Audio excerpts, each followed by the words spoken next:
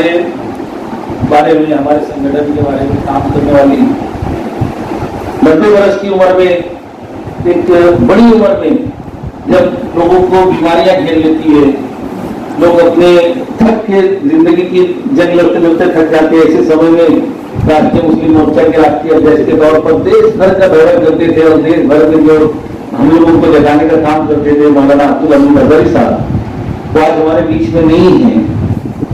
उनके बगैर में ये जो कमी थोड़ी सी लग रही है, मैं समझता हूँ कि ये उनके जाने की कमी है।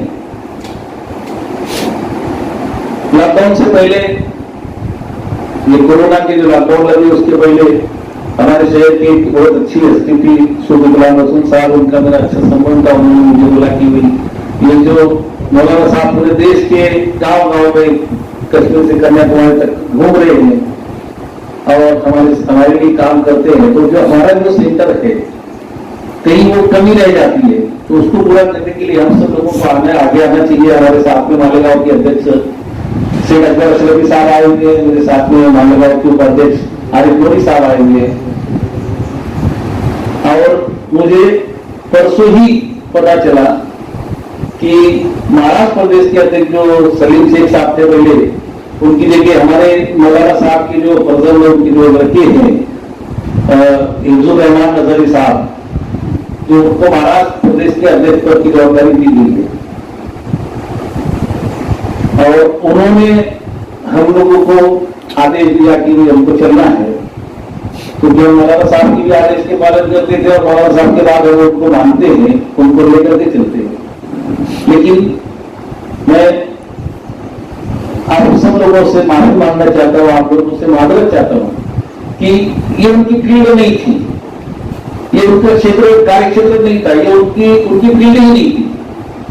मतलब जो मौलाना साहब की जो खिदमत थी, उनके सिलसिले को आगे बढ़ाना है, तो ये उनका एक बहुत बड़ा बलिदान है, बहुत बड़ा त्याग है, उनका बहुत बड़ी कुर्बानी है कि उनकी फील्ड न होते हुए भी वो घर बार की जिम्मेदारियों को छोड़ करके अगर संगठन के काम के लिए इतनी बड़ी पूरे महाराष्ट्र की जिम्मेदारी उन्होंने ली है, तो मैं आज आप लोगों को आश्वासन देना चाहता हूँ कि उनको उसका तजुर्बा भी नहीं है, उनका तरीका भी नहीं मालूम, मगर आज के बाद जो है आने वाले वक्तों में जब भी महाराष्ट्र प्रदेश का कोई भी काम का कार्यक्रम होगा, तो ये परिस्थिति आपको नहीं देखने को मिलेगी। आप सोच नहीं सकते इतना जबरदस्त सक्सेस हम लोग करेंगे।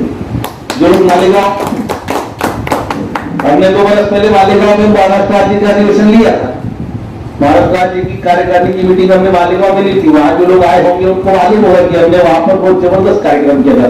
ये जो हॉल है, इसके 4 गुना बड़ा हॉल जो है वो भर करके उसके बाहर भी लोग थे, अब वो महाराष्ट्र से लोग आए थे। तो जो गलती होगी उसे मान लेना चाहिए। अगर हम लोगों की थोड़ी सी मिसमैनेजमेंट है, जैसा कि शुरू में किसी ने बोला कि भाई अगर जानबूझ करके सोए हुए का ढोंग कर रहे, ऐसा कुछ नहीं है। कहीं कहीं पर मुझे मेरी गलती पहले देखना चाहिए कि हम लोगों ने सही ढंग से अगर उसको वो किया होता, उसी गलती जो है तो मैं मानता हूँ कि हमारे उनका अनुभव नहीं है, उनको तजुर्बा नहीं है, इसलिए ये हुआ। आगे से ये नहीं होगा, हम देखेंगे कैसे क्या है, तो आने वाले वक्तों में हम लोग अच्छे ढंग से कार्यक्रम कर सकेंगे। और मैं आप लोगों को ये भरोसा दिलाता हूँ कि हम लोग जो है तो राष्ट्रीय मुस्लिम मोर्चा को जिस तरीके से हमारा भामसेब का जो संगठन है हमारा जो राष्ट्रीय स्तर पर है, उसी के साथ में राष्ट्रीय मुस्लिम मोर्चा भी, जहाँ भामसेब है वहाँ भारत मुक्ति मोर्चा भी है, जहाँ भामसेब है वहाँ बहुजन क्रांति मोर्चा भी है, जहाँ भामसेब है वहाँ राष्ट्रीय मुस्लिम मोर्चा भी है। अगर भामसेब मद्रास में है, साउथ में है, तो राष्ट्रीय मुस्लिम मोर्चा भी है। सब जगह लोग है, संगठन के लोग। हमारा एक बहुत बड़ा कारवां है, लेकिन हम लोगों को सिर्फ जो है तो एक काम करने की तरतीब, एक तरीका, अगर जैसा कि थोड़ी सी मिसाल के तौर पर कि अगर हम लोगों के पास आज पूरे महाराष्ट्र के सभी जिलों में 3 जिलों में हमारा संगठन है, कितने जिलों में हमारी बॉडी है, कहां पर नहीं है, हमारे जिलों के अंदर प्रत्येक तालुके में कहां बॉडी है कहां नहीं है, उसकी ज्ञाति हमारे पास होना चाहिए। और उसके बाद उन लोगों से हम लोगों को हर 8 दिन में 10 दिन में उसमें कांटेक्ट में रहना चाहिए। उनकी क्या एक्टिविटी उनके डिस्ट्रिक्ट से अंदर चल रही है, डिस्ट्रिक्ट प्रेसिडेंट अपने तालुकों की रिपोर्ट रखिए, कहां पर हम लोग जाकर के नए लोगों को इकट्ठा कर सकते हैं, जो लोग काम कर रहे पुराने लोग हैं उनको क्या अड़चन आती है, उनकी क्या दिक्कत है। अभी हमारे यहाँ पर बात की गई कि कि यहाँ पर कोई इलाका है जहाँ पर 80-90 हजार की पॉपुलेशन होने के बावजूद वहां पर कब्रिस्तान नहीं है। हिंदू के बारे में तो तुम कुछ करते नहीं, सिर्फ नारेबाजी है, लोगों को लगाने का काम है। आज महंगाई कहाँ जा रही है, पेट्रोल के दाम कहाँ जा रहे हैं, नौकरियां खा गए लोगों की, रोजगार नहीं है, हर स्तर पर सारा बेचा जा रहा है, सब प्राइवेटाइजेशन हो रहा है, सब बेचा जा रहा है। मगर मरने के बाद आदमी को सुकून से दफन होने के लिए रोड पर जमीन नहीं दे सकते आप लोग। यही नहीं, मैं गया था पूना, करीब में पूना के बाजू में चिचवाड़ बस्ती है, चिचवाड़ का इलाका है, वहां मैंने देखा कि वहां मुझे बोला गया कि यहाँ पर हम लोग का एक बंचा निकलने वाला है, जुमा तक अगर होंगे तो आप जुमा तक रुकिए। मैंने रुका वहां पर, 23 वर्ष से हम लोग भी लड़ाई लड़ रहे हैं। 8 किलोमीटर हमको मैयर लेकर के जाना पड़ता है, 8 किलोमीटर।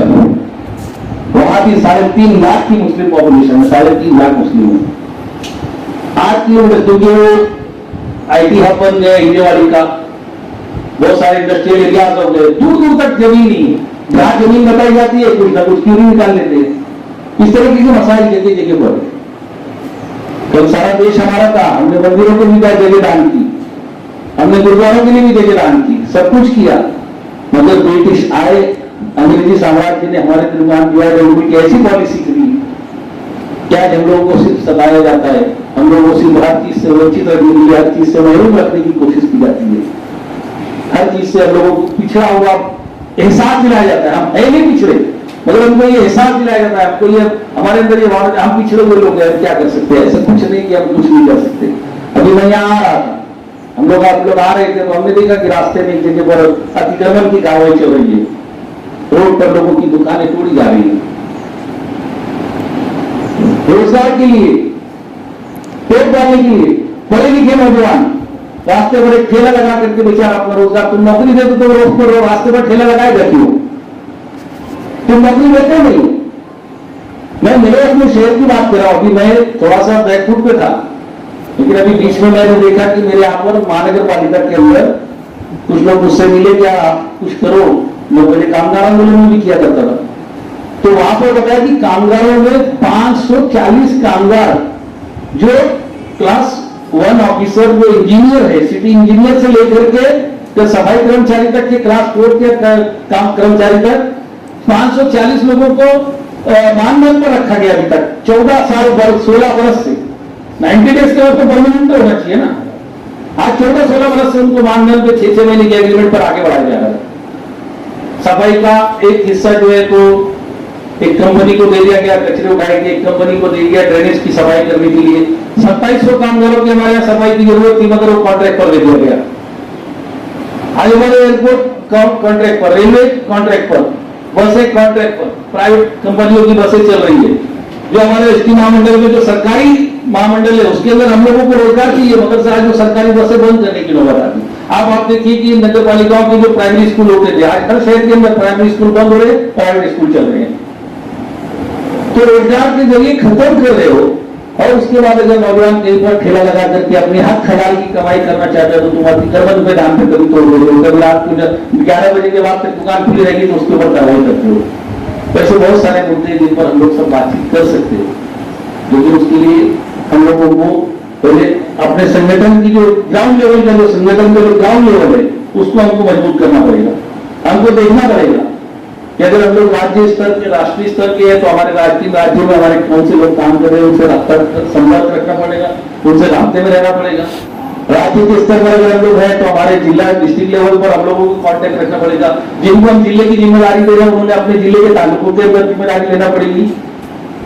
यही सब काम करने का ढंग होता है तालुके के अंदर। फिर जहां जैसे जरूरत होगी, आज मुझे बड़ी खुशी है कि राष्ट्रीय अध्यक्ष जो हमारे जो कार्यकारी अध्यक्ष हैं उनके अंदर काम करने का ये जज्बा है। नौजवान आदमी मैंने देखा, आज पहली मेरी मुलाकात है, मगर मैंने बात सुना कि वो उत्तर प्रदेश से निकले, गुजरात गुजरात में उनकी गाड़ी के आगे पीछे गुजरात पर सफर करके आज वो हमारे लिए, हम सब लोगों के भविष्य के लिए, हमारे आने वाली नस्लों के भविष्य के लिए वो आदमी लड़ रहा है, झगड़ रहा है और अपने जो नींद और अपना चैन कुर्बान कर रहा है। हम उनके साथ में खड़े हैं।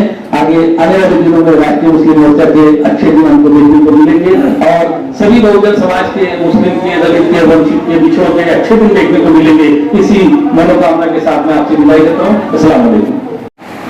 आज के इस सरपति के इजलास के सदर जनाब चांद मोहम्मद साहब, मेजर एस.एम. नेहरी साहब, इंजीनियर साहब, मौलाना अब्दुल रशीद नदवी मदनी साहब और हमारे महाराष्ट्र के अध्यक्ष फजलुर रहमान साहब, इसी के साथ साथ हमारे मालेगांव शहर से आए हुए अकबर शेख अशरफी साहब जो राष्ट्रीय मुस्लिम मोर्चा के सदर हैं, उत्तर महाराष्ट्र के सेक्रेटरी जावेद अनवर साहब और महाराष्ट्र यूनिट के तमाम अहदेदारान, माफ़ करना मैं सबका नाम नहीं जानता हूँ। राष्ट्रीय मुस्लिम मोर्चा में होने का मुझे फख्र इसलिए भी है कि राष्ट्रीय मुस्लिम मोर्चा के जो हमारे कौमी सदर गुजरे हैं मरहूम मौलाना अब्दुल हमीद अजहरी साहब, गालिबन इनका जो इंतकाल हुआ, विसाल हुआ, 84-85 साल की उम्र में इनका इंतकाल हुआ। 1-2 साल पहले अभी जल्दी इंतकाल हुआ है। हमने बचपन से उनको देखा, इतनी उम्र होने के बावजूद पूरे हिंदुस्तान भर में कौम मिल्लत की तड़प लिए मुल्क को, पूरे भारत में जो है वो घूम फिर करके पूरे उम्मत मुस्लिमा और ख़ास तौर से जो है दलित पिछड़े, जो हम जितने भी भारत के अंदर मसाइल है, जुल्म है, ज़्यादती है, फासिस्ट कुव्वतें हैं, इनके खिलाफ उन्होंने पूरी ज़िंदगी जो है अपनी पूरी ज़िंदगी वक्फ कर दी। इसी के साथ साथ मालेगांव शहर में उन्होंने एक बहुत बड़ा काम किया, तारीखी काम किया, जिसकी मिसाल जो है भारत भर में जो है दी जाती है। वो ये कि मालेगांव शहर हम सब जानते हैं मुस्लिम अक्सरियत का शहर है। वहाँ पर जो है लगभग तमाम ही मसलक बिरादरी के लोग वहाँ पर रहते हैं। उनको एकजुट करके मालेगांव शहर के अंदर जितने भी मसलक बिरादरी के थे उनको एकजुट करके कुल जमाती तंजीम की जो है बुनियाद, जो उनके बानियों में मौलाना अब्दुल हमीद अजहरी साहब, सूफी गुलाम रसूल साहब, ऐसे बहुत सारे लोगों को मिलकर उन्होंने एक ऐसी तंजीम बनाई जो आज कई दहाइयों से मालेगांव शहर में काम कर रही है। तो उन्होंने जो है पूरे भारत में घूम करके मुसलमानों को, दलितों को और जितने भी पिछड़े लोग हैं और मजलूम लोग हैं, उनकी आवाज़ बन के उनको एकजुट करने के लिए उन्होंने अपनी उम्र के आखिरी दौर तक, आखिरी लम्हे तक में उन्होंने कोशिश की। तो मुझे इसलिए बड़ा फख्र है कि हम राष्ट्रीय मुस्लिम मोर्चा में काम करने वाले एक छोटे से कार्यकर्ता हैं। और आज जो है हम सब जानते हैं कि जो एक फलदार दरख्त होता है उसके पीछे कितनी दर्द भरी कहानी होती है।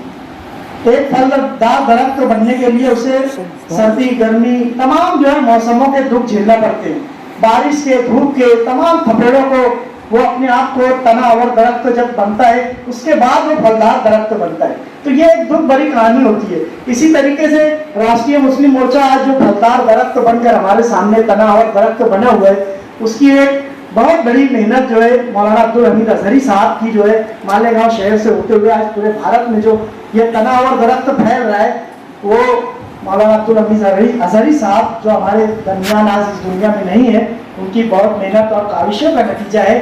किसी शायर ने कहा था कि यूं ही नहीं ये बर्ग समर लहराए हैं, पेड़ों ने मौसमों के बहुत दुख उठाए हैं।